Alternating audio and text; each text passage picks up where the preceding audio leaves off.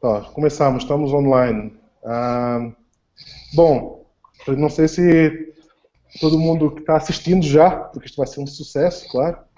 Ah, estamos aqui, resolvemos ah, pegar um tempinho nosso e nos juntar aqui para ter um papo sobre o que nós, como profissionais de mercado, como contribuidores do fórum, como entusiastas do Google, etc., o que é que a gente enxerga, o que é que acontece no mercado online de buscas de para webmasters, de SEO, porque a gente acha que é importante ter esse, esse feedback de mercado português, parece que de língua portuguesa parece que tem estado um pouco dormente, um pouco parado. Existem alguns esforços de trazer vida ao mercado, mas parece que as pessoas têm comunicado um pouco menos do que comunicavam antes. Esse formato de Hangouts é algo que a gente já vinha falando há um tempo no fórum de ajuda a webmasters. A gente tem lá uma secção privada que a gente discute coisas em relação de mercado, etc. E entre onde a gente discute quando tem um caso mais difícil de resolver, a gente entra em contato uns com os outros, ou pede ajuda do Google, etc. E a gente queria fazer essa experiência de começar a ter uma conversa também para fora. Então daí veio essa ideia de a gente colocar esse esforço junto e fazer algo experimental, que vai depender muito do nosso tempo, dedicação e do feedback que a gente vai ter, né, em geral. Eu vou deixar aqui um pouquinho para todo mundo se apresentar, não sei se para todo mundo conhece. Pode começar pelo Rubens. Rubens, você quer se apresentar para o pessoal aí? Tá saindo o som aí? Tá. Ok. Tá, ok.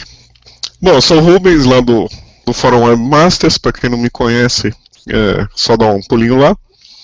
Eu trabalho numa associação, sou gerente de informática e comecei a trabalhar com essa parte de search há uns 4, 5 anos, provavelmente, e me animei, aprendi bastante, espero estar ensinando bastante também. E passo a palavra para o próximo agora. Então, Cassiano. Opa. Então, eu trabalho já nessa área aí de marketing digital já há bons anos ali, né? Já trabalhei bastante no mercado americano, já sou contribuidor do fórum já há muitos anos. E hoje em dia eu tenho uma empresa, trabalho principalmente na parte de produtos digitais. E estamos aí, né? Sempre aprendendo cada vez mais, discutindo e tentando ver os erros das pessoas, tentar ver o que está acontecendo com cada um, para ver o que a gente pode colaborar aí para fazer as coisas correrem direito. Pelati. Bom, boa noite, pessoal que estiver assistindo a gente. Sou o Alex Pelati, trabalho com Search há 11 anos, sou um dos sócios diretores da O5 e comecei trabalhando com SEO para pequenas e médias empresas. Hoje ainda continuo trabalhando com SEO, fornecendo consultoria para as empresas, e-commerce, portais de conteúdo e também cuido aqui na agência da parte de mídia no AdWords também. Então eu tenho um pouco de veia do marketing junto com a parte do SEO. E os demais aí são amigos de longa data do mercado, né? De eventos que a gente já teve a oportunidade de participar, enfim. Beleza. O meu nome é Pedro Dias, para quem não me conhece, e acho que a maioria já me conhece. Eu sou ex-funcionário do Google, fui funcionário do Google entre 2006 e 2011, do time de qualidade de pesquisa. Eu era responsável pela qualidade dos resultados para a língua portuguesa. Depois que eu saí, ficou com o André Rosa, que passei o bastão, e depois agora acho que está o Diogo Botelho lá. Hoje em dia tenho a minha agência aqui no Brasil, em São Paulo, sou português, que não estaram pelo sotaque ainda. Ajudo gente a recuperar de coisas ruins que fizeram no passado e pessoal que quer ter um bom desempenho e ter o seu site online, etc. Isso é melhorar o seu negócio. Mas esse formato de Hangout é mais para a gente discutir tendências do mercado do que para promover algum tipo de empresa ou de cada um de nós. Até porque a gente vai querer no futuro talvez trazer pessoas de fora, profissionais que a gente reconhece como referências de mercado, para falarem aqui com a gente sobre a opinião delas em relação ao mercado, em relação a SEO, em relação a webmaster, em relação ao que é que acontece no mercado brasileiro. Acho que todo mundo aqui concorda com isso, acho que não deve ser uma coisa, apesar de ser uma coisa que eu acho que é importante trazer de nós, que somos contribuidores principais de fóruns do Google, e que a gente lida todo dia, não só com coisas da nossa empresa, mas com coisas que acontecem a outros webmasters, e a gente vê muita tendência do mercado lá, a trazer essa discussão para fora, e tentar meio que alertar as pessoas de o que está acontecendo, o que a gente está vendo, porque acho que se a gente comunicar isso, todo mundo vai ficar um pouco mais informado. Então, eu queria, acho que talvez a gente tem uma área de perguntas e respostas, tem um Q&A lá no cantinho do Hangout. Se você quiser clicar e enviar uma pergunta, depois a gente responde. Já tem lá algumas perguntas, tem 3 perguntas lá, uma delas é do Raimundo perguntando se Flash Index, depois a gente vai responder a isso. Mas acho que podemos começar por dar a nossa opinião sobre tendências de internet e mercado de webmasters aqui no Brasil. Acho que vou começar talvez aqui da minha direita para a esquerda. Está o Rubens aqui primeiro. Ele talvez seja uma das pessoas mais indicadas para falar da tendência de mercado de internet no Brasil do que qualquer um de nós aqui. Então, passo a bola, Rubens. Puxa, justo eu. Bom, o que eu estou sentindo aqui no Brasil, pelo menos de uns tempos para cá, é que tem uma tendência engraçada. Existem nichos diferentes. Por exemplo, onde eu trabalho, nós fizemos uma pesquisa, quase ninguém usa mobile. Em compensação, se você for ver mais garotada, etc., todo mundo só usa mobile. Então, tudo isso que foi falado sobre mobile, mude, faça, etc., precisa ser avaliado com muito cuidado, porque às vezes não é bem verdade. Isso eu estou sentindo que é uma grande questão para ser avaliada, embora já seja antiga, né? E muita gente não está levando isso muito a sério. Tem várias empresas aí que a gente vê que o público usa muito mobile e simplesmente os sites não estão preparados para isso, nem funcionam direito, né?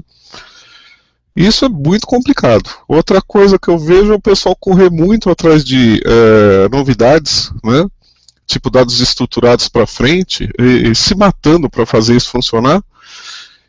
E o básico eles esquecem. Então não adianta você ter um site com o último grito da moda do que o Google fala, se você não tem um texto bom, um conteúdo bom, uma imagem boa, um layout decente. Isso é algo que no Brasil me deixa um pouco chateado. Quer dizer, o pessoal tem um semi-profissionalismo, no geral, que está faltando um pouco mais de educação básica, vamos dizer assim.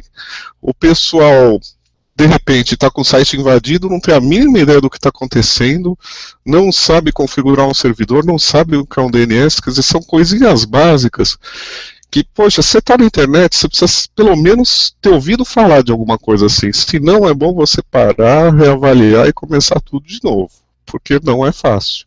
Parece que é fácil, mas não é tão fácil. Bom, passo a palavra para o próximo. Cassiano. Bom, uma coisa que a gente acompanha muito assim, as pessoas se apoiam muito às vezes naquilo que foi falado no passado e não acompanham de repente a evolução que está acontecendo no mercado. Tem muitas coisas que eram aplicadas antigamente, você lê artigos, muitas matérias do passado, de como o Google funcionava, como era necessário você trabalhar o seu site. Isso aí sempre tem uma evolução, a evolução sim está muito grande mesmo. a parte do mobile, por exemplo, um monte de sites não estão preparados para isso. Você abre o site, não funciona no mobile. E você vê, por exemplo, tem estatísticas de vários sites que a gente trabalha que tem, às vezes, 65% do tráfego vindo de mobile em alguns sites. E as pessoas, você abre o site lá, não funciona. De repente não funciona um formulário, algum script que não abre, ou a página não está... O usuário quer ler aquele conteúdo, ele tem que ficar dando zoom. Então as pessoas às vezes não preocupam, por exemplo, não acompanham essa evolução. Às vezes está um site lá, o site está esquecido e não acompanha isso. E de repente começa a ler, mas não começa a se preocupar, igual o Rubens falou, do básico. Muitas coisas básicas, a usabilidade, manter o site acessível, as coisas simples funcionando. E isso tanto na parte da usabilidade, o site em si, assim como o trabalho que é feito para o site estar bem. Todo mundo quer, eu quero aparecer no Google, eu quero que o meu site esteja bem no Google, mas você não está tomando cuidado para o site estar bem no Google. Você continua, às vezes, por exemplo, seguindo as mesmas ideias do que era, sei lá, 7 anos atrás, o que o pessoal funcionava. Então, coloca até hoje você se aplica aquilo. E não, tem que acompanhar toda essa evolução. O próprio Google está sempre evoluindo o próprio material deles, agora a academia de webmasters, eles estão oferecendo uma série de conteúdos gratuitos que, excelente, você pega a academia para webmasters ali, tem uma série de informações ali, quantos sites que realmente segue, por exemplo, aqueles princípios básicos ali. Então, tá faltando um pouco, muitos sites ali que a gente acompanha, que a gente vê o pessoal entrando no fórum, faltar acompanhar essa evolução, entendeu? Seguir um pouco mais isso, e que tem material, inclusive, gratuito, principalmente para começar, para você poder melhorar o seu site nesses quesitos. Oi, o Diogo Alves acabou de se juntar aqui com a gente. E aí, tudo bom, Diogo? E aí, Pedro, tudo jóia? Beleza? Beleza, cara. Para quem não conhece o Diogo Alves, ele é um dos contribuidores do Fórum de Ajuda ao Webmasters também. Ele, neste momento, é uma chamada Estrela em Ascensão, que é o que acontece antes de você se tornar um contribuidor principal. A gente já começou a falar aqui de algumas coisas, Diogo, mas a gente começou no início por falar um pouco sobre a gente, o que é que a gente faz e nos apresentarmos.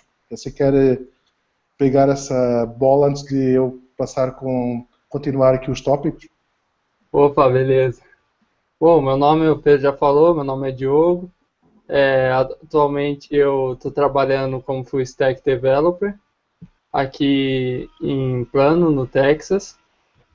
Eu comecei a ajudar o pessoal lá no fórum desde 2010, acredito. Sempre tive bastante interesse por essa área. Também já tive um site que foi atingido pelo Pinguim, daí a primeira vez que me ajudou foi o Pedro. Aí no começo eu era brigado com o Google, mas depois eu fui entendendo como é que funcionam as coisas e hoje eu ajudo o pessoal, gosto muito. E tenho bastante interesse nessa área. Eu sou de São Paulo, Brasil, depois mudei para João Pessoa. E agora estou trabalhando aqui, fazendo um trainee de 1 ano e pretendo voltar e encontrar vocês lá em setembro. Que legal. Olha aí, uma vítima do Pinguim que começou a entender como o Google funciona. Parece a história do Cassiano. Conheço um caso bem semelhante. Bom, eu vou continuar, mas Diogo, só para te dar noção do que a gente estava falando, a gente estava falando sobre a nossa opinião do que a gente está notando, tanto pela nossa percepção no fórum como o nosso trabalho, sobre as tendências da internet e webmasters no mercado brasileiro, ou língua portuguesa. O Rubens já falou um pouco, o Cassiano também, e agora eu vou passar aqui para o Pelati e depois passo para você. Pelati. Bom, eu vejo assim muitas mudanças no cenário. O mercado de internet ele é muito dinâmico, mas eu ainda vejo velhos problemas acontecendo no nosso mercado de webmasters em geral. Primeiro, a falta de mão de obra qualificada para trabalhar com algumas plataformas. Se nós formos falar de e-commerce, as nossas plataformas brasileiras, elas ainda têm problemas técnicos que afetam questões básicas. Quando você vai para um Magento, que teoricamente você tem uma liberdade maior, mas você fica dependendo de profissionais quando você não de desenvolvimento que às vezes também não conhece profundamente essas questões, e você acaba se recorrendo a plugins que afetam performance, enfim. Então eu vejo inicialmente esse problema de mão de obra, de estrutura do mercado em si, que acaba gerando muitas necessidades de trabalho, problemas que não deveriam estar mais acontecendo, como títulos repetidos em páginas, duplicação de conteúdo por URL interna. Essas questões ainda acabam sendo bastante comum. Então, são desafios que a gente ainda continua enfrentando dentro do mercado para ter um melhor posicionamento no Google, para aproveitar o conteúdo e a reputação da página de melhor forma. Esse é um ponto assim que eu vejo dificuldade, e tem também acompanhar o dinamismo de cada vez mais de tamanhos de telas diferentes, devices diferentes, e você poder estar presente em todos esses canais é um desafio muito grande. A discussão de mobile ainda não é realidade para muitos, mas para o mercado já é uma realidade. E aí você tem a discussão de aplicativo, como indexar aplicativo, porque você tem experiências diferentes. Enfim, tudo isso vem acontecendo ao mesmo tempo que a gente tem os velhos problemas de correção de título, de descrições, trabalhar a arquitetura da informação do site. Então, tudo depende de cada nível, acho que de empresa, de cada cenário. Na questão do mobile, eu vejo que o comportamento do usuário ele é diferente do que ele tem no desktop. Você tem sites de conteúdo com uma necessidade muito grande de estar ali presente. Já para e-commerces em si, você vê que o usuário não converte tão bem no desktop, mesmo numa versão adaptada para a tela pequena, ele acaba pesquisando muito pelo celular e na hora da compra vai para o desktop. É um comportamento que a gente acaba observando ainda, muitas das vezes pela dificuldade que o site fornece, mas às vezes pela questão de comodidade dele, por ele achar que pelo teclado, para preencher os dados, enfim. Nós temos burocracias no Brasil que afeta, você não tem como às vezes fazer uma compra de forma simples e ágil, como talvez a gente pode ter em outros países que não tem tanta burocracia na parte de cartão de crédito, boleto, enfim. Então, esses são os cenários que eu vejo de desafio para o nosso mercado. Como que a gente vai se adaptar a essas mudanças que vêm numa velocidade grande e que a parte técnica, a parte de infraestrutura para os webmasters não correm da mesma forma. Quando você fala no nível de plataforma, de front-end, o que você está desenvolvendo para o seu público. Beleza. Diogo, você está fora agora, já trabalhou cá, acho que dá para ter uma ideia, talvez até mais fresca que a gente, do como é que você compara o mercado e o que você sente falta aqui no mercado brasileiro, que você vê fora, etc.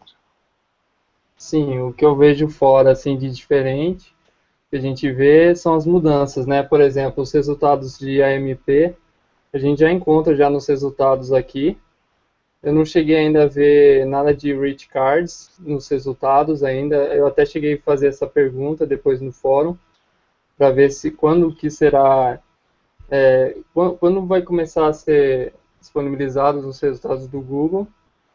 Eu acho que o grande desafio que a gente vai ter aí para o mercado brasileiro, tanto e quanto aqui fora, que eu não vejo muitos sites, assim, é lógico que aqui tem mais, mas no caso da implementação do AMP, acredito que vai ser algo que vai ser o nosso desafio. Em relação ao mobile, realmente isso que o Pelati falou é verdade. A gente acaba vendo que hoje em dia está uma grande tendência, a grande maioria dos usuários vem pelo celular, e a conversão realmente não é algo que gera diferença. Até onde eu estou trabalhando, a gente está trabalhando em cima disso, focando mais agora em mobile, está reformulando todos os formulários, tentando deixar de um jeito que converta mais. Mas eu acho que é isso aí, o desafio que vai ter. Do mobile eu acho que já é realidade, né? Agora o MP é o futuro. E tenho dúvidas em relação ao Rich Cards ainda, como é que vai ser. Mas acho que é isso. Tá. Antes de partir para o próximo tópico, vou olhar aqui as perguntas e talvez dar aqui uma faxina nas perguntas. Para meio que intercalar as perguntas com os tópicos que a gente quer falar ou que a gente quer propor falar. A primeira pergunta aqui, Flávio Raimundo, Flash Index. Alguém quer responder?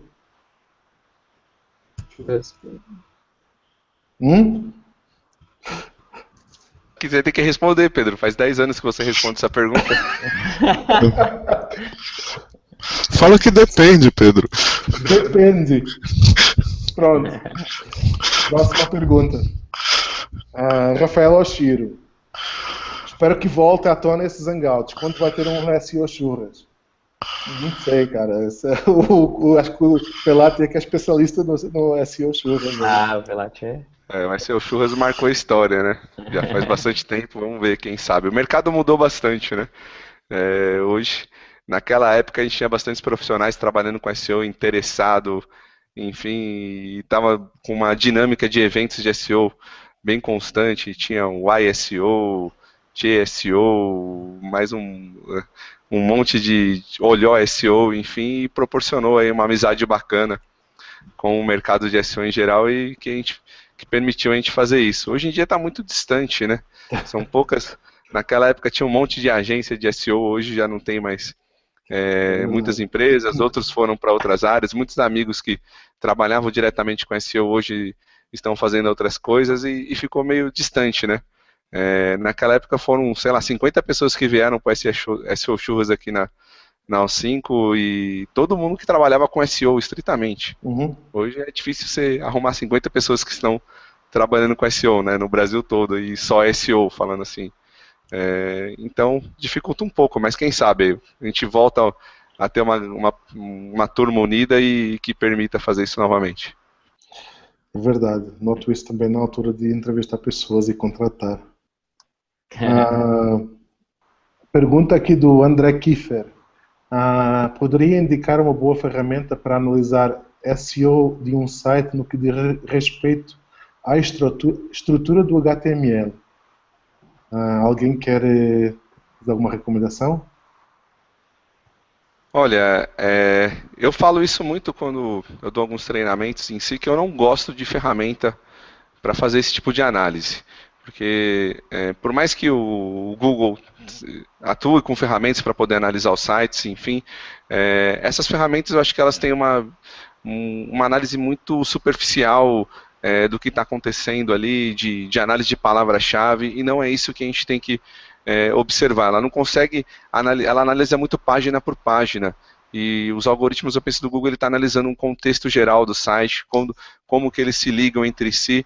E eu não encontrei nenhuma ferramenta que permita fazer uma análise dessa forma. Eu gosto muito de utilizar ferramentas para ajudar a minha análise, mas não ficar pendente a isso. Então, o Search Console é uma excelente ferramenta para você acompanhar erros de rastreamento, duplicações de conteúdo, como que o Google está lendo o seu conteúdo ou não, testar o cabeçalho, enfim, os headers das páginas, ver o que o Googlebot está lendo, se tem alguma coisa de cloak ou não.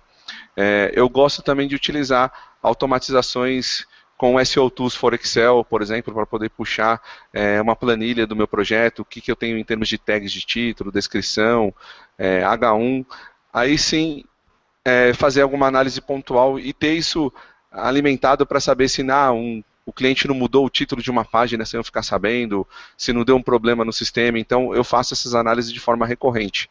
Agora, usar o ranking, AWR, enfim, essas outras para poder fazer análise de SEO, ela acaba te limitando o que você tem que realmente observar. Eu já tive casos de clientes que tinham uma boa reputação no site, os títulos deles eram todos iguais, e você mudou, e o Google já conseguiu superar esse obstáculo dos títulos serem iguais e entender o conteúdo da página.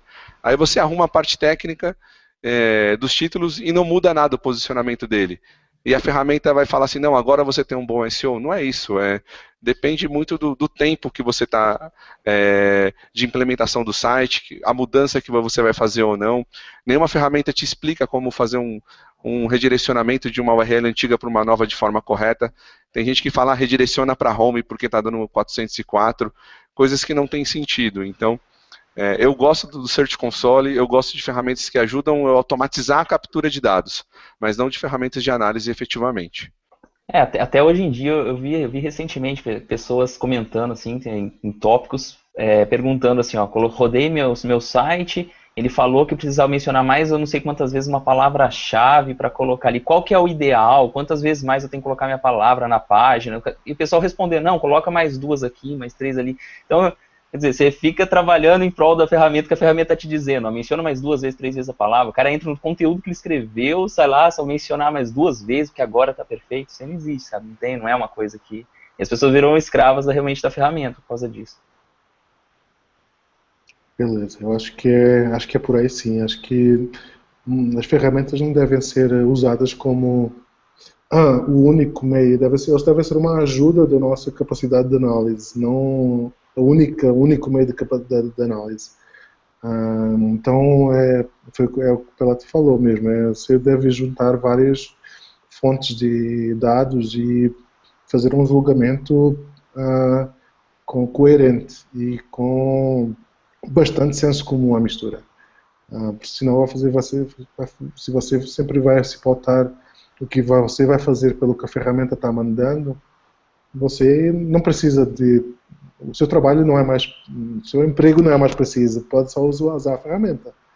Então é assim, a gente sempre, para a gente mandar é preciso saber fazer e para usar uma ferramenta também.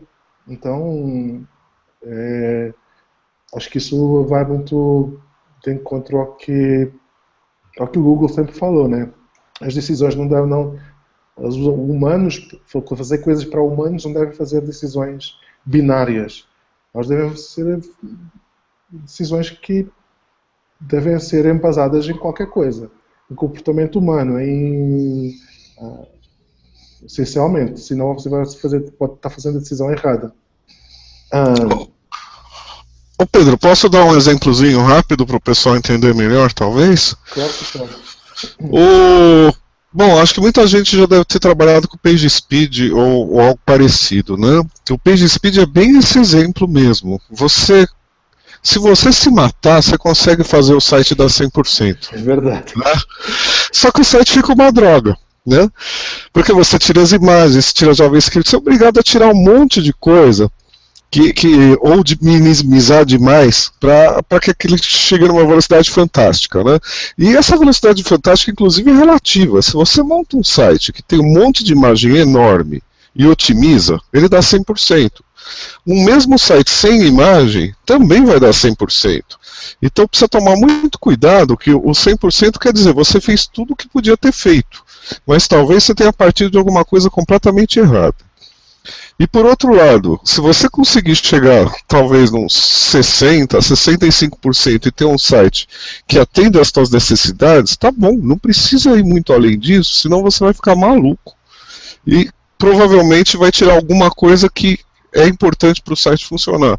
Então, é o tipo da ferramenta muito boa, mas se você não tiver uma boa dose de paciência e de bom senso, você acaba destruindo um site que você já tinha ou um projeto que você está querendo fazer.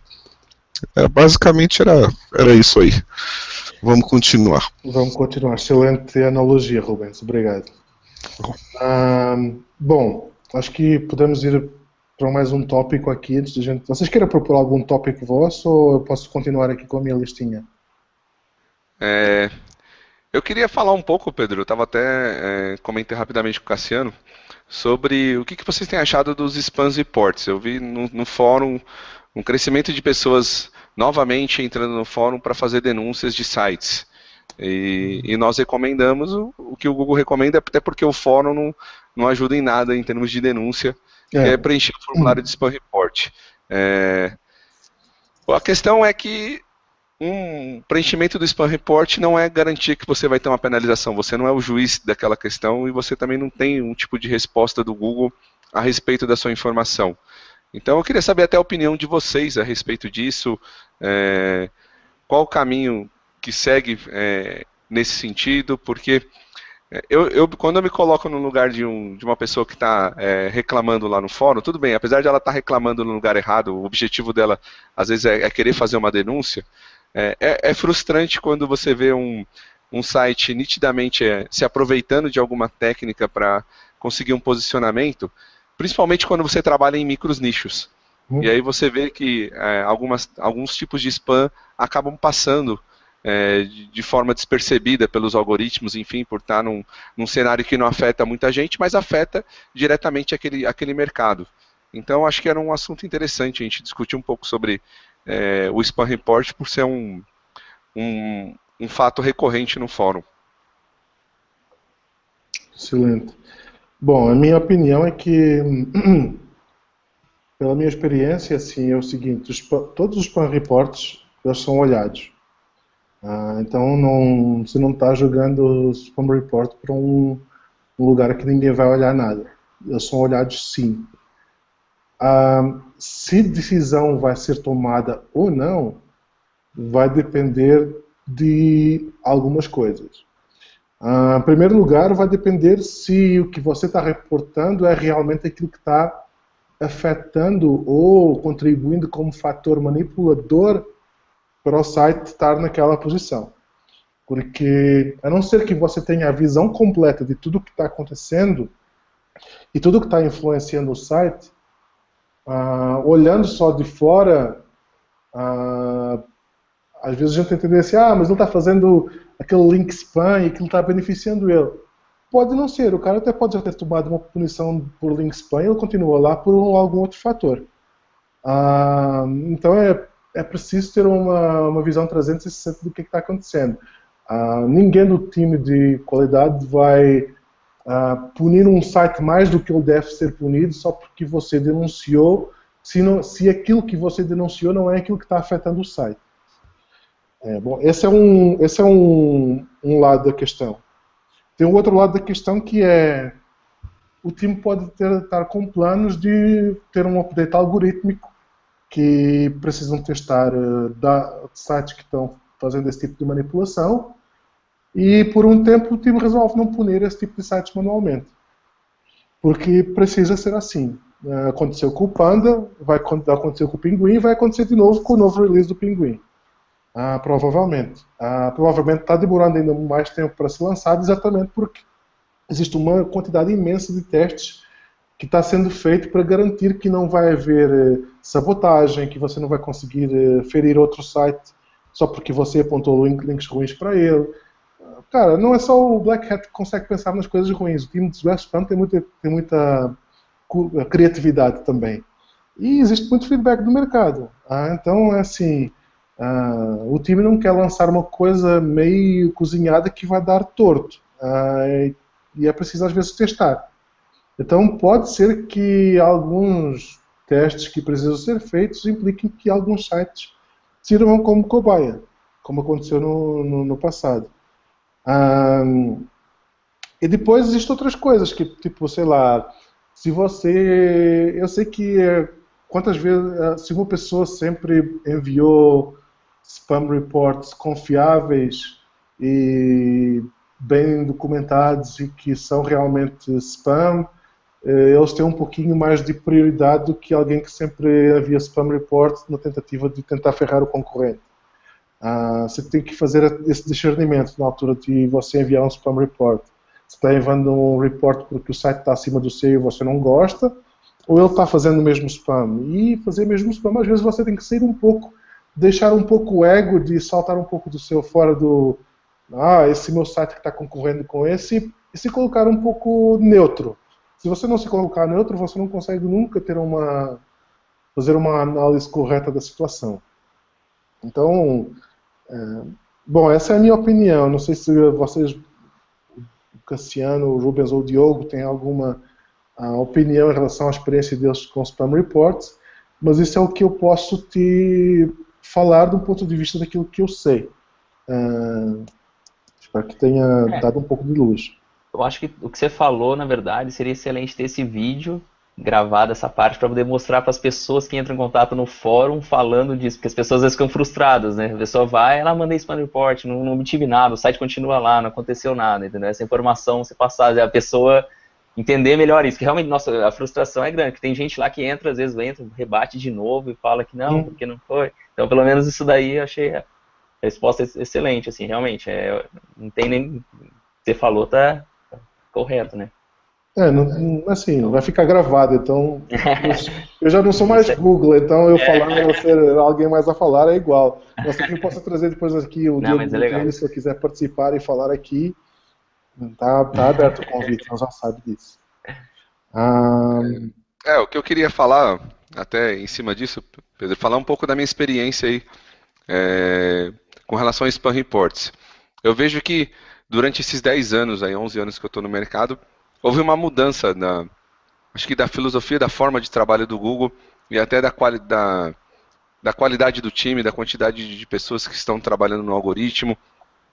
E aí o pensamento evoluiu nesse sentido de ter uma isonomia no tipo de penalização. Você está analisando um spam report, por mais que ele esteja violando, um site pode estar violando por keyword stuffing, por exemplo, um negócio que é mais tranquilo de você observar uma página com keyword stuffing. E você manda um spam report e fala, mas está claro ali, o spam está repetindo exageradamente esse conteúdo, ele não é uma página de má qualidade. Mas o Google ele tem trabalhado com Panda para combater esse tipo de técnica, de prática que vai contra as diretrizes. E se ele penalizar, ele vai estar penalizando somente um e não está eliminando os outros. A partir do momento que ele tem uma base e ele desenvolve o algoritmo, ele vê se esse site vai ser afetado por esse update, é muito mais eficaz. Eu acho que essa é a opção que o Google tomou até para se prevenir, para ter uma isonomia de tratamento entre os sites. Então, às vezes a gente vê, é complicado para nós, às vezes, ver um site ruim aparecendo ali, principalmente quando você também está trabalhando no mesmo nicho, vamos dizer, você está vendo o concorrente fazendo errado e ele está aparecendo, como se defender, mas tem que ter essa análise mais global de como funciona da posição do Google, o que ele pretende, e se você quer ter resultados de médio e de longo prazo, você tem que ter paciência também e esperar as ações do Google, porque ao momento esse site ele vai sofrer a penalização que ele merece, vamos dizer assim, e o Spam Report, de alguma forma, ele está ajudando a ter o conhecimento e a estar gerando novas ideias para updates de algoritmo, né? Exatamente. E depois tem a questão também de a urgência de um spam report, também vai muito em linha de quantas pessoas esse spam está afetando, ou quanto share de mercado. Se é um spam que só incomoda uma pessoa, talvez não tenha tanta prioridade que um spam que incomoda 10 mil pessoas, ou 20 milhões de pessoas. Então, isso depende muito da exposição desse spam, da quantidade de pesquisas que esse spam está conseguindo captar, etc. E tem todos esses fatores envolvidos, não é uma decisão, mais uma vez, não é uma decisão binária. Talvez daqui a um tempo o Google consiga ter um fator mais desenvolvido, mais apurado, e que sei que eles querem chegar lá algoritmicamente, querem resolver tudo algoritmicamente, né? Mas é uma caminhada. Então, assim, tem um aprendizado aí, é o que o Pelati falou, você quer jogar a curto prazo ou você quer jogar a longo prazo? A decisão é sua. Tem aqui mais algumas questões, até tem aqui uma que é Éder Gomes, Black Hat, fazer ou não fazer? É o que a gente acabou de falar, né? Cara, se você está num nicho em que só Black Hat funciona, sei lá, estou lembrando nichos de jogo, casino, porn, sei lá. Tem alguns nichos em que você só consegue ir lá com técnicas um pouco mais, ou táticas um pouco mais questionáveis. Mas isso é em proporção ao risco que você quer correr. Se você quer ter um negócio próspero e que dure bastante nos resultados de busca, provavelmente você quer jogar limpo em qualquer área que seja o nicho. Obviamente vai depender, vai demorar mais ou menos de acordo com o que você consegue fazer e o que você consegue trazer de novo, de novidade, em vez de ir pelos atalhos técnicos, vá pelos atalhos de criatividade, de atalhos de novidade, não sei, de melhorar o que você está apresentando para as pessoas, não seja mais do mesmo. Eu acho que é por aí. Eu acredito que esse seja o caminho, mas cada um, né? Vai depender das suas necessidades e das suas vontades. Mais umas perguntas aqui. Tem aqui uma pergunta sobre link building que eu vou deixar um pouco para o final, tá? Que é um pouco mais. Senão a gente vai levar aqui muito tempo respondendo, então vou pegar aqui as mais rápidas. André Kiefer, o que é esse AMP? Alguém quer responder o que é o AMP? Ninguém? Acho que você sabe mais que todo mundo, Pedro, sobre Esse isso. assunto aí, sei. Então, eu vou responder então. AMP é o acrónimo para Accelerated Mobile Pages, páginas aceleradas para mobile. E é um standard que o Google veio propor, é um standard aberto, né, open source, para o mercado. E são páginas que são muito restritas em relação ao que você pode colocar nelas. Ou seja, elas têm um HTML muito limpo, aceitam uma biblioteca JavaScript muito restrita e CSS inline, e você pode fazer algumas coisas ali e acabou. O que é que isso resulta? Resulta que essas páginas elas carregam extremamente rápido. Devido a que elas não são carregadas de JavaScript de publicidade, de imagens super floreadas com JavaScript, com redes de anúncios que demoram para carregar. E isso foi uma preocupação que o Google teve devido a conteúdo feito para sites mobile. Acho que muita gente tinha a experiência de tentar abrir um site, mesmo um site otimizado para mobile, e o site demorar para caramba para carregar num 3G ou num 4G, quem diria num G normal do Brasil, né? Que às vezes a gente não conseguia abrir o site. Ou tem pop-up, ou tem, sei lá, tem um monte de coisa que não te permite que você desfrute do conteúdo da maneira mais aprazível possível. Então o Google veio colocar esse standard no mercado para que sites de conteúdo comecem a adotar e a apresentar o conteúdo para os usuários de uma maneira mais legal de ser consumida e menos cheia de floreados e coisas que dificultam consumir o conteúdo. Isso vem com alguns benefícios que atualmente essas páginas AMP elas começam a aparecer num carrossel no topo dos resultados de busca, ou seja, lá perto dos resultados de notícias, etc. Nesse momento ela está muito direcionada a sites de conteúdo estático, ou seja, ela não se aplica a sites de e-commerce ou sites que tenham alguma funcionalidade mais dinâmica, que requeram interatividade do usuário, sites muito mais propensos a serem sites de conteúdo estático. Existem planos de evolução. Eu sei que o Google está fazendo testes com o eBay de trazer a AMP para e-commerce e para o varejo em geral, né, para que seja benéfico, mas nessa altura ele está em muito estado experimental essa parte mais dinâmica. Se quiserem saber mais sobre a AMP, tem lá uns posts no fórum de ajudar webmasters, uns sticky posts lá no início do fórum que vocês podem enxergar lá. Tem alguns artigos, tem um artigo que eu escrevi no site, não sei se vocês têm alguns artigos que vocês recomendam, que vocês leram, que queiram partilhar, por favor falem e recomendem. E existe muita da documentação que existe por enquanto em inglês, é ampproject.org, tem um site lá, vocês podem acessar toda a documentação, e por enquanto é isso, está numa fase ainda ver se resulta, mas pelo feedback que eu sei que o Google tem tido, tem sido bastante positivo, e eles falam que vai ser grande, é o que pelo menos foi o que eles falaram, que vai ser grande.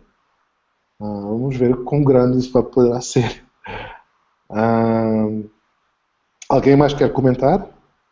Ô Pedro, eu tenho uma questão, eu queria saber em relação ao AMP. Se, por exemplo, se mesmo a gente otimizando um PageSpeed, pegando um score bacana, a gente não consegue o mesmo resultado em termos de desempenho o que a gente tem com o AMP? Pode ser que você consiga, só que o AMP, por ele ser uma marcação estrita e que ela tem que validar de alguma maneira de acordo com as ferramentas do Google, você não vai beneficiar de ficar naquele carrossel que aparece lá no topo. Certo. No resultado. Então, você pode ter um site até que pode conseguir o mesmo resultado em HTML. Só que a questão de adotar o AMP é que você vai conseguir o benefício de ficar lá em cima, né? E depois tem algumas coisas que o Google armazena no CDN dele próprio, tipo os snippets da imagem que aparece, não quando você abre a página, mas do snippet que aparece na busca, etc. E há algumas coisas que um pré-loading rápido que acontece ali. Tem esses benefícios que o Google quis trazer. Se isso depois vai desembocar e o pessoal vai começar a querer fazer isso em HTML normal, de ser melhor, né, que todo mundo ganha, né?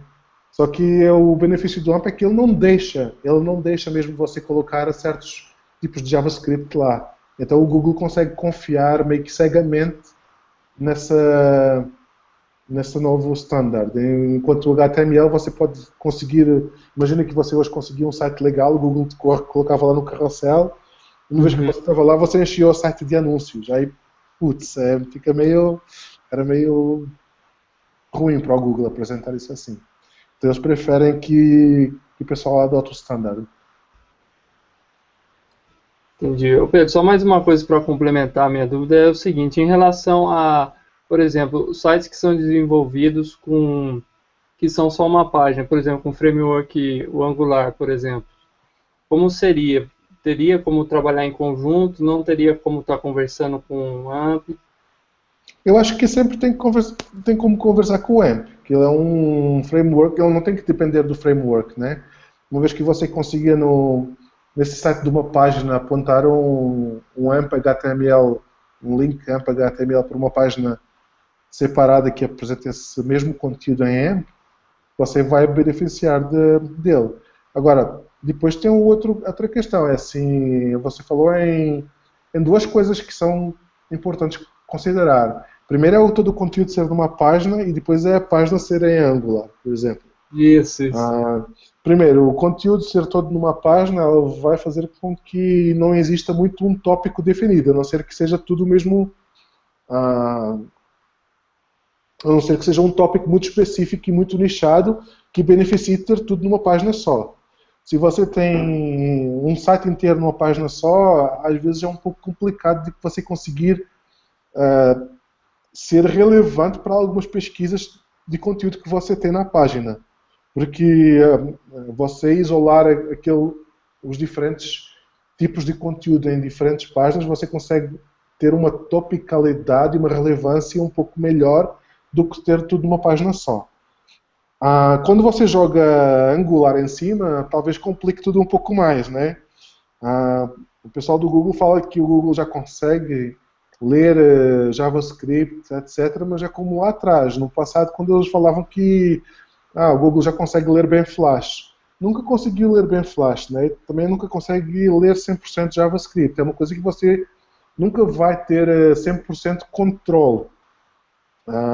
Às vezes é melhor você apostar em algo que você tenha o controle de saber como vai indexar do que apostar em que aquilo vai ser conseguido. O Google vai conseguir carregar, renderizar aquele documento e ler tudo que está lá dentro. Às vezes não é tão linear tão linear assim, tão simples assim. Então é sempre bom a gente considerar quando a gente faz uma página em Angular, algum framework JavaScript, etc., considerar um Ajax, etc., considerar ter um fallback. Um fallback é aquela graceful degradation, ter uma degradação graciosa, ou seja, você garantir que a sua página funciona nas mínimas condições possíveis, isto é, com um navegador sem JavaScript, sem CSS, etc. É princípios de usabilidade, você tem que considerar todos os princípios de usabilidade na concepção do seu site. Não é proibitivo de não usar, agora não posso usar JavaScript ou Ajax porque o Google não lê. Não, você pode, você tem que garantir que você tem algo que entre a socorrer o seu site caso o Google tenha dificuldade em ler esse conteúdo no JavaScript. Eu queria complementar uma questão que eu acho que é importante em termos de SEO quando a gente está falando Angular, Ajax, enfim, ou OnePage, é que o Google ele ainda é muito preso ao conceito de URL para conteúdo.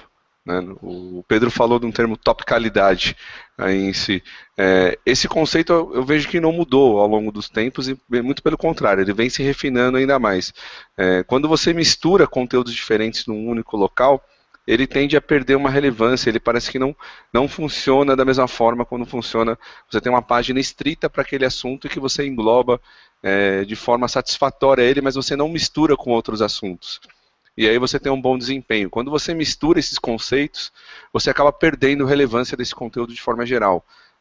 Então a gente tem que pensar de forma diferenciada nesse sentido. Nesse ponto não dá para pensar em utilizar uma tecnologia e querer posicionar no Google da mesma forma, porque o Google ainda depende desse conceito de URL. A URL é onde ele guarda as referências da página, e se você não tem o conteúdo específico para aquele URL, é onde você vai ter problema, que era assim no passado com o Flash, como o Pedro falou, e hoje em dia a gente vê alguns problemas com JavaScript da mesma forma. Você não consegue, por mais que o Google às vezes consiga ler, você não dá a relevância correta para aquele conteúdo quando você tem ele sendo lido num HTML ou numa tecnologia que seja 100% amigável ao Google, né? É isso aí. Bom, tem aqui mais uma pergunta do Rafael Souza. Vocês acham que SEO meia boca, entre aspas, é oferecido pelos gurus de marketing digital?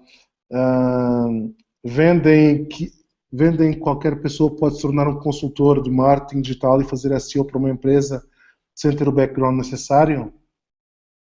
Alguém quer responder? Olha, como eu dou treinamento, algumas coisas, eu acho que é importante separar algumas questões. Eu acho que, primeiro, você tem clientes para cada tipo de pessoas. Entendeu? Você tem aquele cliente que sempre vai atrás do sobrinho, que sempre vai atrás de um freelancer, e você vai ter aquele cliente que vai querer a segurança de uma agência. Isso você não muda e depende de cada caso. Comparando e mal comparando, tem pessoas que só compram carro usado porque quer comprar carro usado, enfim, porque acha que tem uma desvalorização menor, você comprando carro usado, e tem pessoas que só quer comprar carro zero porque quer ter segurança da concessionária de que tirou zero da garantia e assim sucessivamente. Então, esse mercado para o SEO meia boca, ele vai continuar existindo. Resta saber se você quer competir com as pessoas que estão oferecendo para isso ou não. E como você vai se preparar e se diferenciar desses profissionais meia boca, vamos dizer assim.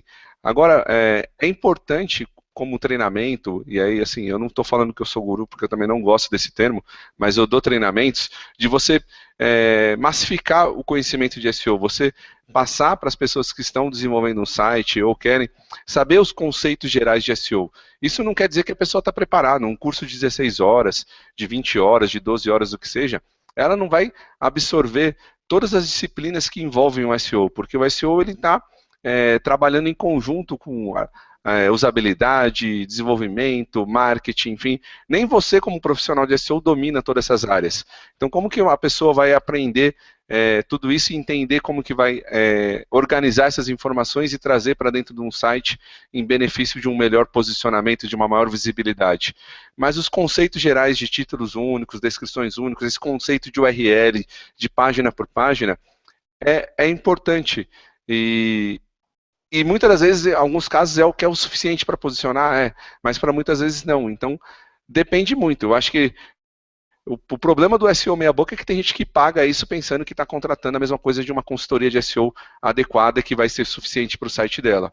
E aí é um pouco de mercado. Você está em todos os mercados, é um mercado que não tem regulamentação, enfim, é um mercado que ele também não tem garantia.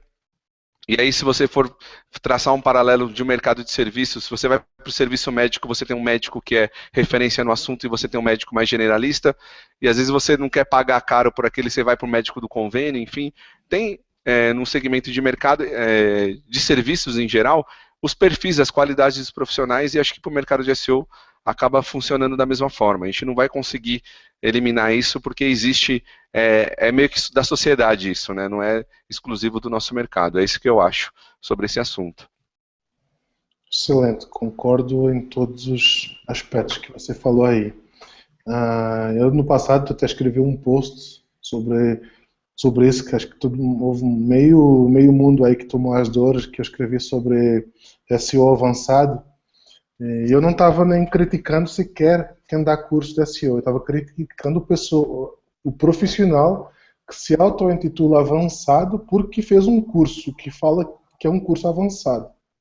A capacidade da pessoa ser avançada ou não, ou ter conhecimento ou não, não é um curso que vai dar, é o seu dia a dia, é a maneira de você enfrentar diversos problemas e trazer uma solução coerente para esses problemas, em vez de ficar apegado a uma lista de itens que você vai fazer ou a uma receita de bolo. Você tem que saber lidar com o inesperado. Ser um bom SEO é saber lidar com o inesperado, é saber lidar quando dá pau no TI do cliente e você saber onde olhar e o que resolver. Em vez de ficar olhando, será que é backlink? Quando o problema está no DNS do servidor ou está no robots.txt. Então, eu acho que essa é uma das maiores deficiências nesse aspecto de profissionais. E é muito quando eu faço a entrevista aqui, às vezes faço alguma pergunta, tipo, se o site fosse punido, o que é que fazia? O que é que você faria? A primeira resposta que eu tenho, eu iria ver os backlinks. Tá, mas por quê?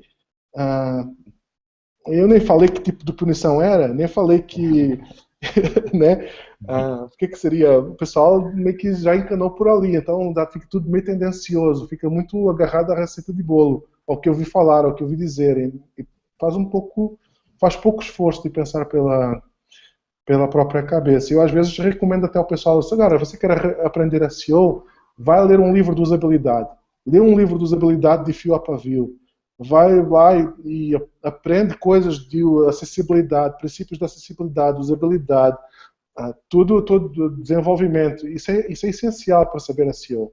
Se você não sabe esses princípios, você não vai conseguir lidar com todos os problemas. Então, é muito por aí.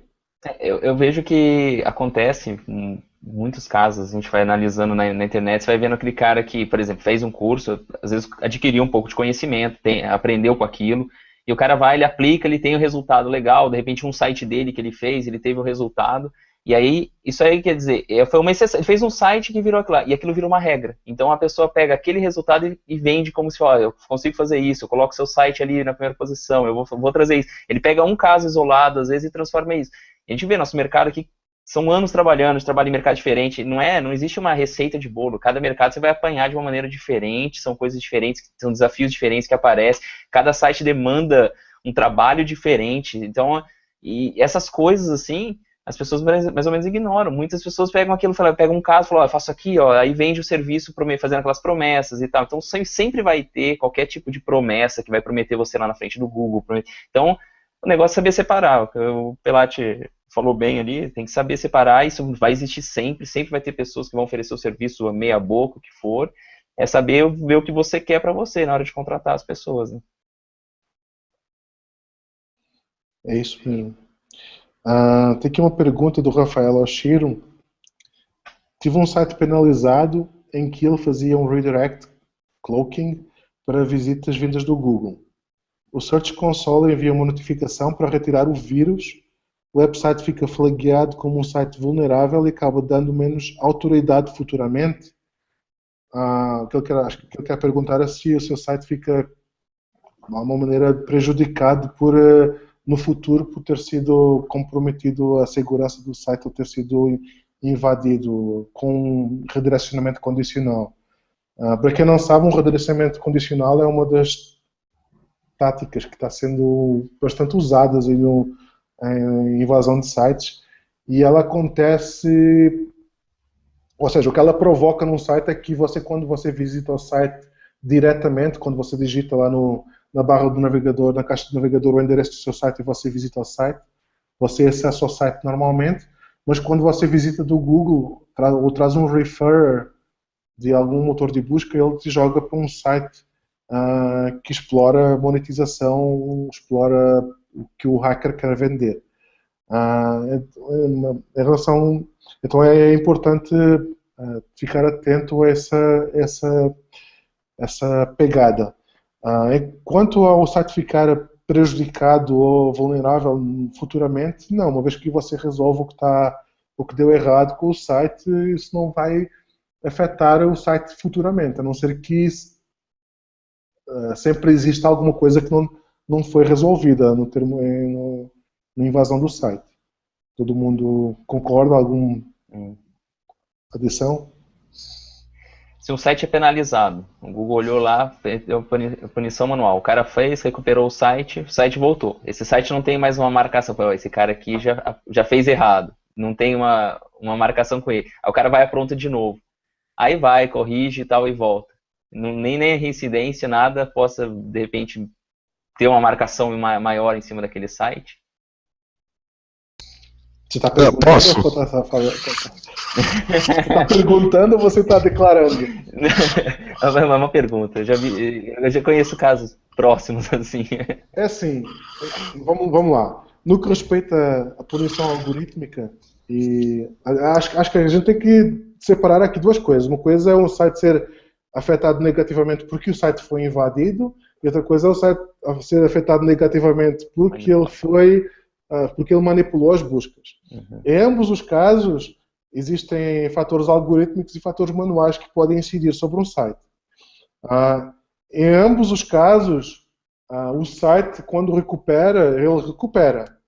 A não ser, no caso do site que manipulou para chegar em primeiro, ele recupera, mas sem o benefício que tinha Sim. que estava antigamente quando manipulava, né? Essa é a premissa de você recuperar no caso de manipulação. Acontece que, em qualquer um dos casos, quando há penalização manual, o Google consegue ver o que é que o site já sofreu no passado. Não necessariamente ele vai sofrer com isso no futuro, mas o Google consegue ver, esse site já comprou link, esse site já fez spam de doorways, esse site você consegue ter esse histórico. Não necessariamente isso implica que você vai sofrer com isso no futuro, ou que você está sofrendo com isso no futuro. Uma vez a punição revogada, ela é revogada, acabou. Isso tanto algoritmicamente como manualmente. Legal. Posso... Por favor, estamos chegando daqui a pouco no limite, né? Então, isso foi uma discussão que eu tive com o pessoal do Google logo lá no início, né, que eu também tinha essa dúvida, porque, sinceramente, eu não me conformo com isso. Eu acho que o Google devia fazer um caderninho preto, o cara errou uma vez, duas, três, corta ele e nunca mais. Porque eu também trabalho com servidor de e-mail. E e-mail é uma praga, essa parte de spam. E não tem jeito, você manda, você avisa, você manda para o postmaster, para esse, para aquele, o cara continua mandando lixo para você. Bom, depois de 3, 4 vezes, eu simplesmente vou lá e corto, e tchau e benção, eu nunca mais vou receber e-mail desse cara, né? E ele foi avisado por isso, né? Só que aí o dono da bola sou eu. Tá certo? Em algumas ocasiões muito especiais, governo, ou coisas assim, às vezes, se eles pedirem com muito jeitinho e consertarem as coisas, eu abro mão, mas normalmente, deu 3, 4, eu corto e não quero nem saber. Eu acho que o Google às vezes é muito bonzinho, porque tem algumas empresas, pessoas, agências, nichos, né, onde o pessoal realmente abusa. E continua abusando, e faz isso, abusa, inventa um jeitinho novo de fazer um black hat, vai lá pra cima, o Google pega, vai lá pra baixo, aí o camarada acha de novo um outro, fica esse ping-pong. E se bem que é complicado também, né? O camarada também pode pegar, joga tudo fora, abre um domínio novo em outro lugar, começa tudo de novo, que é o que o pessoal que faz spam de e-mail também normalmente acontece, né? Mas, enfim. O que eu sei do lado do Google é exatamente isso. Você pegou, fez qualquer tipo de fez ou sofreu qualquer tipo de problema que fez o teu site ser penalizado, a partir do momento que você arruma, você volta relativamente à mesma posição que você estava, né? Não tem muito segredo com isso. Só isso. Obrigado. Obrigado. Bom, eu já tive algumas experiências desagradáveis com invasão de sites, porque trabalho numa agência, enfim, já desenvolvemos, sei lá, uns 500 sites nesses 10 anos, então às vezes acaba acontecendo. E quando a gente resolveu o problema de invasão, efetivamente resolveu o problema, nunca tive uma perda de autoridade do site por ele ter sido invadido. Mas agora sim, eu não vou falar também que não acontece se a pessoa, sei lá, teve 6 invasões num ano, então ela não resolveu o problema dela. Daí, o quanto tempo o site ficou invadido e ela não resolveu o problema, se isso pode afetar a reputação do site, a autoridade do site de forma geral. Mas em casos pontuais que seu site foi invadido, você identificou, retirou aqueles códigos maliciosos, alterou as senhas, resolveu os problemas de segurança, eu vejo o site mantendo a mesma performance de antes da invasão. Exatamente. Bom, a gente está chegando no tempo limite. Vocês têm mais um tempinho só para ir aqui umas perguntas ou terminamos e a gente depois continua noutra semana? O que vocês acham? Por mim, pode continuar. Acho que mais uns 15 minutinhos. Tudo bem, então. Mais uns 15 minutinhos. Vou só aqui limpar as perguntas rápidas. Aqui pessoal que está falando, além do marketing, boa noite a todos. Boa noite para você também. Boa noite. Tem aqui o Coca Gelada mandando um abraço a todo mundo. Um abraço também para ele. Mandar um abraço pro Coca aí, que ele veio até no meu Facebook pedir um abraço pra ele. Agora só tô muito feliz, o Coquinha. Tem aqui uma pergunta pro Diogo, Maria da Luz. Diogo, você recuperou o site atingido pelo Pinguim e superou a versão do Google? Diogo, responda aí. Certo. Então, o site ele demorou para recuperar, mas em termos de visitas eu não recuperei o mesmo número de visitas, até porque as visitas que eu tinha não era o que eu merecia, na verdade. Porque eu tinha feito um black hat de realmente fiz um esquema de link externo, link building, via widgets que eu fui espalhando um monte, os blogs foram adicionando e eu pegando vários backlinks e de repente eu estava lá entre o primeiro e o segundo lugar, um nicho bastante concorrido, mas durou uns 2, 3 anos, eu acho que foi isso.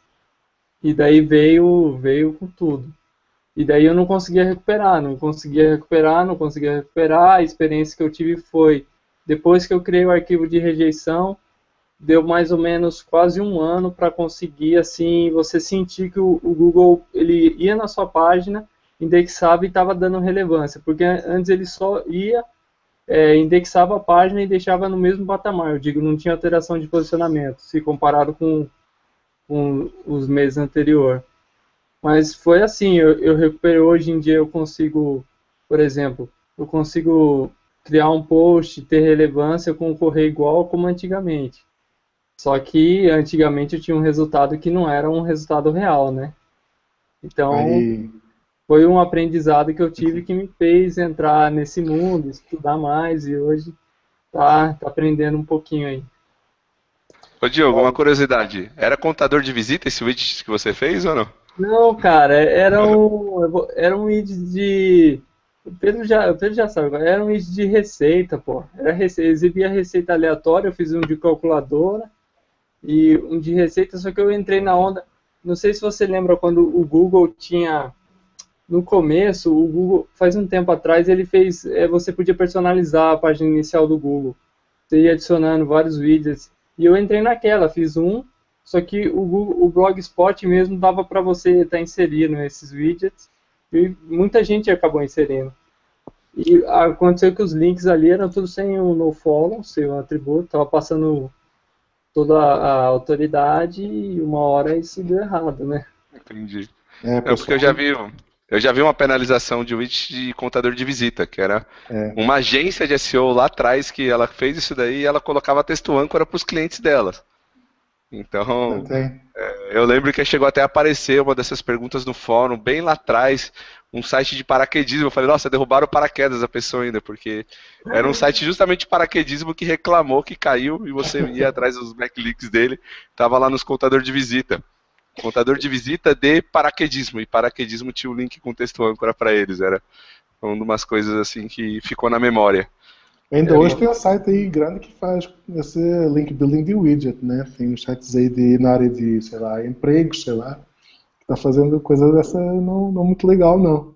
Mas a Cuidado, verdade, pessoal, o mesmo cuidado. caso dele ali, eu falei, do Diogo ali também, consegui recuperar depois de pinguim, mas pinguim é complicado, não é fácil. Foram muito tempo de trabalho, até trabalhar forte com remoção de link, que a gente foi penalizado também uma vez com o pinguim, bateu também, deu uma derrubada forte. Mas era muitos e muitos links mesmo. Então, se você tem muitos e muitos links e o pinguim te pegou, a dica é, cara, trabalha o dia inteiro para trabalhar com os links. Você tem que remover não só o desaval, mas trabalha com remoção de link no que você conseguir mostrar o máximo que der, porque é um trabalho longo. Não é simples se o negócio for bem grande. Como o nosso caso era um caso muito enorme de links. E tem pessoal aí indo atrás desses mitos de link building, né? O Google tá para lançar um update daqui a pouco, sei lá, tá quase, segundo ouvi falar por aí. Mas o pessoal tá arriscando, né? Tá sendo São a aquelas boca. coisas que, como eu falei lá no começo, o mercado crescendo, está evoluindo, as coisas que funcionaram antigamente, hoje em dia não funcionam mais. Sempre vai ter maneiras de manipular, que as pessoas vão tentar, e cada vez que Claro. essas pessoas vão tentar e vão cair mais para frente. E funciona o que funciona agora, o Google vai lançar um novo update que vai derrubar essas pessoas, aí vão inventar outras coisas diferentes, o Google vai atrás. Então, na verdade, o mercado vai indo, só que cada vez vai dificultando, não é tão mais simples como as pessoas vão descobrindo no passado. Hoje o algoritmo do Google é 1 milhão de vezes mais eficiente do que já foi, então tem que acompanhar isso daí também. Tem aqui uma pergunta, já que a gente está quase sem tempo e ainda estamos no tema. Qual é a melhor forma de fazer link building? Postagem do Pedro no Facebook. Bom, vocês devem ter visto que eu coloquei alguma coisa no Facebook em relação ao link building lá, que o pessoal está fazendo link building na cara dura de link Public planting, editorial, né? Que é isso que eu chamo como, assim, vamos, de uma vez por todas, colocar os pontos onde eles devem ser colocados. Se você tem mão em fazer que esses links apareçam de uma maneira direta, isso é ruim e pode te prejudicar. Quanto isso vai te prejudicar vai depender de quanto você está fazendo, quanto você está beneficiando do que você está fazendo. Todo o link que você... vou mandar esse artigo aqui para a minha assessoria de imprensa para eles distribuírem. Esse link deve ter no follow. É você que fez esse link aparecer, esse link deve ter no follow. Eu tenho um blog, alguém me contactou para escrever um artigo sobre isso lá e linkar para esses produtos.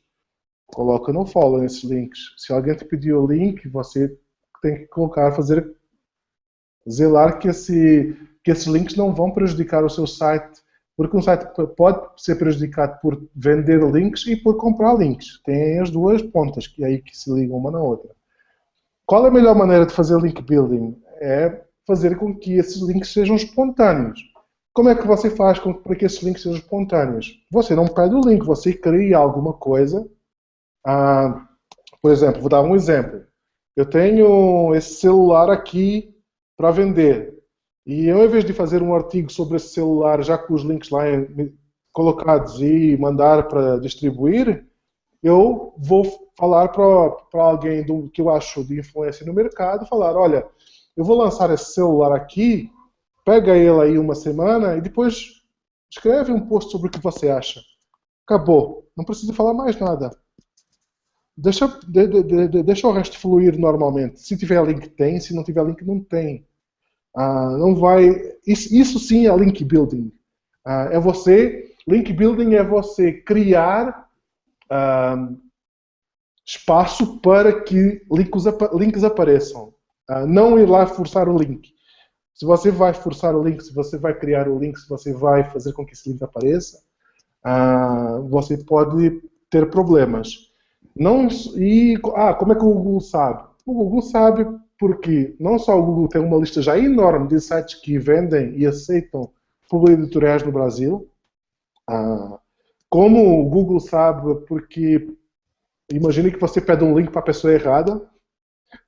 Eu vi lá um site sei lá, de celulares e eu vou pedir àquele cara que tem um site de celulares para colocar o meu artigo, mas o cara de repente tem um site concorrente do seu.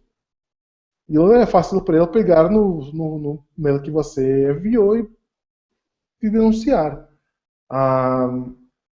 E depois, assim, você pode não ser pego hoje, você pode ser pego amanhã. Vai uma questão de tempo. Quanto tempo vai decorrer depende da sua sorte. Então, é uma questão. Se você está propenso a correr esse risco, se você quer correr esse risco, porque isso depois implica porque você não ranqueie mais para esses termos que você manipulou, ou que você tenha dificuldade com o seu site no futuro, ou que, inclusive, tem casos de pessoas que tiveram que mudar de domínio, porque o domínio deixou de performar totalmente.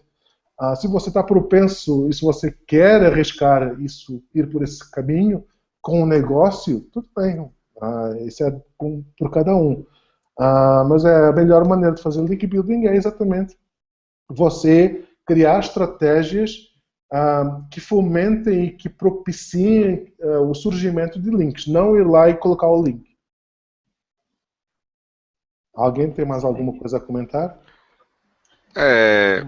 O problema disso tudo, acho maior, são a forma como as pessoas veem isso. Eu penso assim, as pessoas veem muito preto, preto, branco, branco. Às vezes a pessoa fez um publi editorial e colocou o link. Fez uma vez, ela tem, sei lá, milhares de links, ela fez um publi editorial. Não é isso que vai gerar o problema ali em si. Agora ela faz... quem está fazendo publi editorial para SEO, ela ainda faz assim, ela coloca um texto lá de 300 palavras, ela coloca um texto âncora otimizado no meio, outro texto otimizado num parágrafo seguinte, um texto raso, e sai publicando isso. Isso com certeza vai ser penalizado. Aí, assim, não tem nem discussão. Agora também não quer dizer que você não fez isso, você também não pode ser penalizado. Pode ser penalizado também. O risco não é tão claro, não é tão claro como esse caso esdrúxulo, mas o risco sempre existe porque está contra as diretrizes do Google. Então você tem que saber justamente isso que você falou, Pedro. Você quer correr esse risco porque você está manipulando os links para o seu site? Saiba que você está correndo um risco quando você toma esse tipo de ação. Entendeu? Não quer dizer que porque você não trabalhou um link otimizado que isso também não é errado. Para as diretrizes do Google é errado. Mais errado ainda é se manipular o texto âncora do link, enfim, colocar links diferentes em si. E também não quer dizer que todo publi editorial ele pode ser penalizado. Também não, tem casos que o conteúdo ali foi entregue e saiu em grandes jornais, em jornais que não se vendem por qualquer linha editorial em si, então aquele link pode te trazer benefício e ele veio de um publi editorial, mas ele não veio de um publi editorial num site que aceita 500 publi editoriais também. Todos esses critérios subjetivos o Google vai estar trabalhando para combater. E se você estiver fazendo, não adianta falar, não, o que eu estou fazendo não está contra as diretrizes do Google. Tá, ele pode ter um risco menor de ser pego porque ele demanda um pouco mais de análise do Google, demanda, mas o risco ainda sempre existe. Então, não vem falar que foi tal fulano que falou que pode fazer, que não está contra, porque nas diretrizes do Google, qualquer ação ativa que você toma hoje em dia para criar links, vai contra as diretrizes. Depende muito agora do risco que você quer correr e até onde você vai chegar. Às vezes você está conseguindo trabalhar... Tem gente que consegue trabalhar debaixo do radar? Tem, mas a partir do momento que ele errar um link a mais, ele entrou no radar do Google e aí todo o trabalho que ele fez ali, que até aquele momento não estava gerando problema, vai resultar numa penalização. E penalização por link não é fácil de você recuperar, porque como que você vai criar uma nova reputação? Esse é o problema. Às vezes você ser penalizado por uma keyword stuffing, enfim, você resolveu aquele problema, você tem um controle, beleza, você produziu um conteúdo excelente sobre aquele assunto, você tem chances de voltar a posicionar. A partir do momento que você é penalizado por link, você perdeu a reputação. O que você vai fazer para recuperar a reputação de novo? Quais são os seus diferenciais? Onde você vai ganhar links de qualidade? E aí é onde mora o risco em si. E você tem que saber bem onde você está lidando. Eu vejo muita gente na ambição ainda, eu quero ser a primeira posição do Google. Primeiro que isso já não existe mais, né? Você tem diversas personalizações de busca que tem uma flutuação de resultado. Você tem posições médias dependendo de cada usuário, dependendo de cada local, enfim, que vai diferenciar.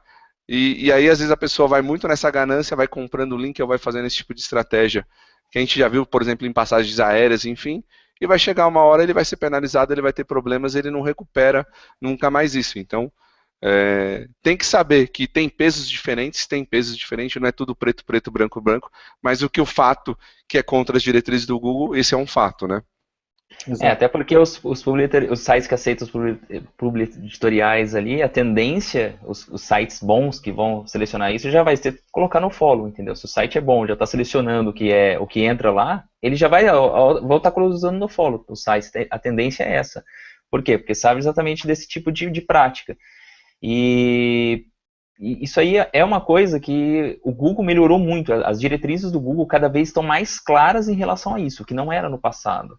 Essa parte que ele fala hoje em dia, até desses editoriais, o Google menciona de uma maneira mais clara esse tipo de manipulação. Eles mudaram as diretrizes com o tempo, muitas coisas deixando mais claro para os usuários, cada vez mais forçando assim, dizendo, isso aqui não pode mesmo, que no passado sempre tinha, várias vezes que eles não tinham alguma coisa de diretriz, era mudado, ficava naquela dúvida, e tinha aquilo lá, e tinha questionamentos, quantos debates a gente já fez no passado, a gente já discutiu de links pagos, diretórios pagos, foi passando, e o Google foi evoluindo a própria diretriz dele, cada vez deixando mais transparente, assim, e hoje em dia tá, igual a Pelati mencionou, tá claro, não pode, isso daí é uma coisa que existe o seu risco, assim, se você estiver fazendo esse tipo de trabalho. Exatamente. Teve grandes nomes do mercado inglês que começaram a ver como referência que durante anos se gabaram que fizeram e aconteciam, e hoje em dia não tem mais nada. Eles agora fazem direito porque são escrutinados ao máximo e não conseguem fazer mais nada. Que é assim, a reputação te acompanha. O que você faz. O que você constrói é o que você vai pegar lá na frente depois. Então, tudo depende de como você se quer posicionar. Vamos tentar, eu gostaria muito de responder todas essas questões que estão aqui, e acho que talvez dê para a gente guardar essas questões talvez para o próximo Hangout, porque senão a gente vai ficar aqui a noite inteira respondendo a pergunta. Vou tentar aqui só responder aqui a umas mais rápidas talvez, e depois a gente na equipe, já estamos 20 minutos depois da hora. Então acho que a gente pode guardar algumas dessas perguntas para os próximos Hangouts. Se vocês quiserem depois enviar de novo as perguntas, eu posso também guardar aqui as perguntas e depois a gente repesca elas.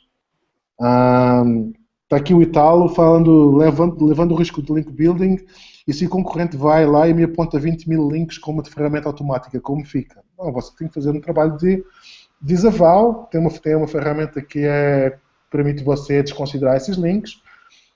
Se você nunca fez nada que manipulasse, que você não tem um histórico de manipulação, tecnicamente você não tem muito que se preocupar. Mas se você fica preocupado e se você quer realmente se prevenir, faça uso da ferramenta de desaval. Tem várias ferramentas como Ahrefs, Majestic, etc., que permitem fazer um bom análise do seu perfil de links e criar um arquivo de desaval para se livrar dessa associação do seu site com esses links. Botei aqui uma pessoa que já enviou 2 vezes a mesma pergunta, eu acho que vou deixar alguém responder. É SEO para e-commerce do Brasil, o Éder Gomes. Alguém quer responder? Alguém tem alguma coisa a pautar? Eu trabalho com isso, né? Então, acho que você também tem algumas coisas, né, Pedro? Tem. Enfim, tem muito mercado. Eu acho que o mercado de e-commerce ele é muito dinâmico. Você tem novos produtos sendo lançados a todo momento, dependendo de cada nicho. E eu vejo que é muito carente de uma boa organização de arquitetura da informação dos sites. Eu vejo ainda muitos sites perdendo oportunidades de ter uma boa organização da arquitetura da informação, URLs duplicados. Tem uma própria pergunta aí que a pessoa está falando, a ferramenta de busca interna do meu site permite indexação, isso pode ser considerado conteúdo duplicado. E eu vejo sites e-commerce posicionando páginas de busca ao invés de páginas de categoria, isso é um problema. Então, eu vejo um mercado ainda muito promissor em termos de necessidade do que precisa ser feito, porque as pessoas ainda não entendem o conceito de página, de especificidade de conteúdo, de organização para ter um melhor resultado de busca. E isso vai de forma totalmente caminha lado a lado com a experiência do usuário no site. Você ainda vê muitos problemas de encontrar filtros eficazes de cauda longa, categorias específicas, em si você não vê isso acontecendo, trabalhando de forma adequada. E você tem o contraponto, o desafio, são as plataformas, como eu disse aí há algum tempo atrás também, que são limitadas, é difícil você às vezes personalizar, customizar alguma questão para o seu cliente, porque a plataforma não permite, ela não prevê esse tipo de trabalho, e aí você fica preso, você fica também um pouco limitado com o que tem. Mas você sabendo bem, tendo uma boa experiência de como funciona o Google, você sabendo como montar uma boa arquitetura da informação, mesmo com essas limitações, o resultado aparece.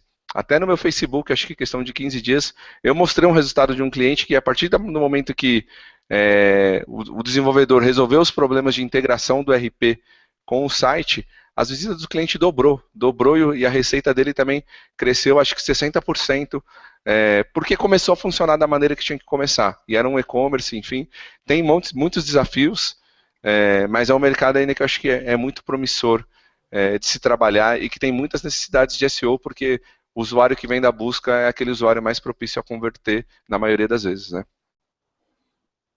Eu concordo. A maioria dos e-commerces aí é problema de arquitetura, problema de canonicalização do URL, problema de saber filtrar o que indexar e o que não indexar. Tem muito coisa sendo vendida gato por lebre, vai lá o cara e vende, tem aqui um sistema de busca que gera páginas automáticas que automaticamente vão ser relevantes para todos os... E o cara compra isso como SEO e aí não traz o resultado, ou traz um resultado de ruim a longo prazo. Muita gente não entende que às vezes copiar o que eles estão fazendo, vamos fazer igual. Você pode estar copiando uma coisa que está sendo feita de uma maneira por limitações técnicas. Você tem que considerar talvez o seu concorrente tem tem uma estrutura de uma arquitetura de informação ou algo de uma certa setado de uma certa maneira, mas ele tem limitações de TI. Então, talvez aquele não seja onde ele queria chegar e você está copiando alguma coisa que não é o estado final dele, ou onde ele, ou a melhor maneira de ter uma arquitetura de informação, ou a melhor maneira de fazer alguma coisa. Então, é preciso muito cuidado na altura de trabalhar esses lados mais técnicos. Mas eu concordo com o Alex, é assim, a maioria do site onde eu botei a mão, a gente conseguiu resultado só resolvendo problema de estrutura, arquitetura de informação, etc. Onde muita gente às vezes parte logo para o link building, para não sei o quê, isso vai lá na frente e vai só te dar problema. E assim, hoje em dia você consegue bons resultados fazendo arquiteturalmente um site bem coeso e bem linkado internamente, melhor que algum projeto de link building que você faça. Eu acho que existe muita deficiência nesse lado e algo que precisa muito atenção e, obviamente, isso passa às vezes pela capacidade do profissional que está envolvido e pelo conhecimento da pessoa. Deixa eu só dar mais um exemplo de um caso que eu estou trabalhando agora, só para vocês verem o desafio que você encontra às vezes no e-commerce. É uma plataforma grande de e-commerce, uma das maiores do Brasil, e o cliente ele tem as páginas de produto em HTTP, não está em HTTPS, só que o Canonical aponta para URLs com HTTPS. Quando você clica na URL com HTTPS, ele faz um redirect 302 para HTTP. Então, imagine, ainda que o Google está indexando tudo isso, porque o 302 meio que salvou ele um pouco em si. Mas é um problema de canonicidade grande, o cliente está perdendo relevância de conteúdo pela dificuldade de o Google entender qual que é o URL final dessa página, consequentemente perde reputação, porque em algum momento nesse 302 com canônico ele pode se gerar uma confusão. E eu tenho certeza que resolvendo esse problema, a gente organizando essas informações e trabalhando adequadamente os links internos para uma versão única também, o resultado dele vai ser melhor. E é um e-commerce que já tem um faturamento expressivo, tá com uma plataforma grande, eu não estou falando que está com uma plataforma porcariazinha, enfim, que em si, e está enfrentando esse tipo de problema. Por quê? Seja por desconhecimento da equipe de desenvolvimento, de como funciona adequadamente um canônico, já vi vários casos também que a página muda, ou você muda o URL, o conteúdo é o mesmo e o canônico muda, então esse canônico não serve para nada. Você ainda não vê a equipe de desenvolvimento, principalmente, sendo capaz e apta de implementar as tags que são responsáveis pelo controle de indexação de forma adequada. Indexação de páginas em busca, coisas que a gente já falou efetivamente. Então, tudo isso é importante ainda de se tratar no e-commerce e demanda um trabalho de evolução aí, com relação a melhoria do site de e-commerce e melhora de posicionamento. Esse próprio cliente também ele tem URLs no menu que levam para páginas de busca que estão bloqueadas no Hobbit.txt. Olha a miscelânea, a confusão que está esse site. Se você não estiver dando uma consultoria ajudando, o cara vai ter limitação, e não por causa de link build, enfim, mas por causa da própria estrutura dele que está errada e que ele está perdendo um monte de oportunidades de ter um melhor posicionamento, porque o site não tem um rastreamento correto, não tem uma indexação correta. Exato. Já vi um caso triste de uma plataforma grande, um site grande que virou a chave da plataforma, né? Fizeram um upgrade conforme a plataforma tinha indicado, não fizeram nenhum redirecionamento, o site ficou de rastros, isso em outubro, Black Friday chegando em novembro, né? Aí o que eles resolveram fazer? Link building em cima, né? Aí tomaram uma punição por link, né, em cima ainda disso tudo, em vez de resolverem as coisas da maneira correta. Então, assim, é muito importante a gente saber o que resolver, como resolver e quando resolver e o que fazer, né? Porque se a gente continua indo por esse caminho de fazer o que dá menos trabalho, que é tecnicamente fazer link building, você só tem que terceirizar uma assessoria de imprensa que jogue artigos aqui e ali para apontar o link para o seu site, e você não tem que fazer nenhum trabalho de TI, não é isso que vai te salvar, e pode até ser prejudicial. Gente, assim, a gente tem ainda aqui um monte de perguntas que eu gostaria muito de responder a todas. Eu acho que vou guardar elas aqui no documento, mas se vocês quiserem depois, no próximo Hangout, todo mundo pode enviar de novo perguntas. Senão a gente não sai daqui hoje, porque a conversa poderia rolar por horas e horas. Suposto ser uma horinha, já vamos em 1h30. Então a gente, daqui a 2 semanas, a gente está aqui de novo.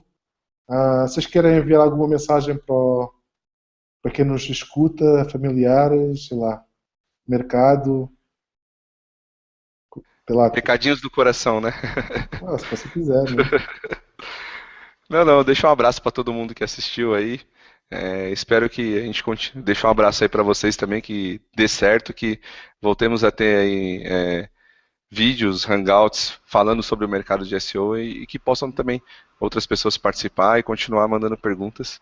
Eu gosto bastante desse modelo em si de compartilhamento de conteúdo, então contem comigo aí para os próximos. Beleza. E obrigado aí pelo convite também. Cassiano, você está no mudo. Eu queria agradecer aí o pessoal que assistiu aí, todo mundo. Espero que a gente colaborou aí um pouco, pelo menos pessoal, para ajudar aí. Vamos ver, né? Continuar agora aí quinzenalmente, compartilhando aí informação e ver o que a gente consegue poder passar um pouco aí do que a gente já viveu aí nesse tempo aí. Valeu. Diogo. Bom, queria agradecer ao pessoal aí que compareceu e também pelo convite. Esse é meu primeiro Hangout com vocês.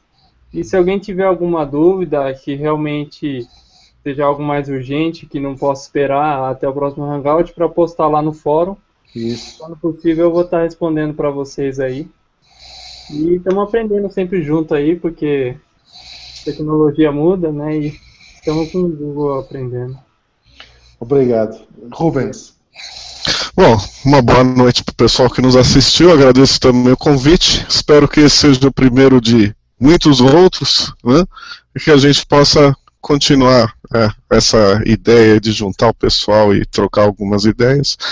E, como muito bem dito, né, o fórum está lá à disposição também. Alguma dúvida cruel que não possa ser resolvida ou algo que não dê para ser falado em alguns minutos, né? Eu estou vendo uma outra questão que aparece aqui que não dá para responder em 5 minutinhos, né? Por favor, fiquem à vontade para entrar lá no fórum. Muito obrigado.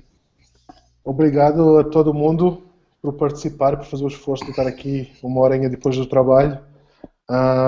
O plano é que esses hangouts aconteçam quinzenalmente, a não ser que alguém tenha algum precalço. Entretanto, a gente vai tentar, talvez, mais para a frente, criar um canal do YouTube dedicado que qualquer um de nós que estamos aqui, as principais pessoas responsáveis, qualquer um de nós consiga iniciar o Hangout. Eu agora fiz no meu perfil só para desengatar esse aí, só para lançar esse primeiro piloto, para ver como é que isso rolava. O plano é que isso aconteça mais frequentemente. Então, usem o fórum. O fórum é o fórum do Google é uma grande fonte de aprender coisas novas, ver tendências de mercado, o que está rolando, e eu aprendo imenso lá. Eu acho que todo mundo aqui beneficia de estar lá. Então é isso, pessoal. Até mais e a gente se vê no próximo Hangout. Tchau, tchau. Valeu. Tchau, tchau.